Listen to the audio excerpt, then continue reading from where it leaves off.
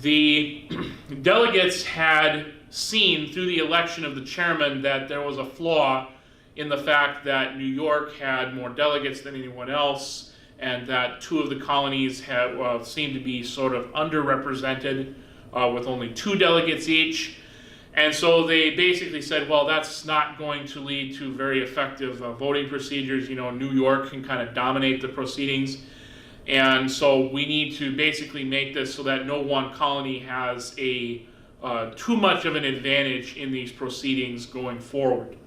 And this is a key thing to note, because this concerns such as this are going to dominate American political thinking throughout the Congresses and the later formation of the American government. We're especially going to see this in the formation of such documents as the Articles of Confederation and the 1787 Constitution. This concern about giving certain states too much power, or certain delegations too much power in determining how certain things can go. They wanted to make the playing field as level as they could so that everyone would have a chance to get their voice heard, and their influence, and everyone's influence, would have the same amount of power so that they could come to a better consensus going forward.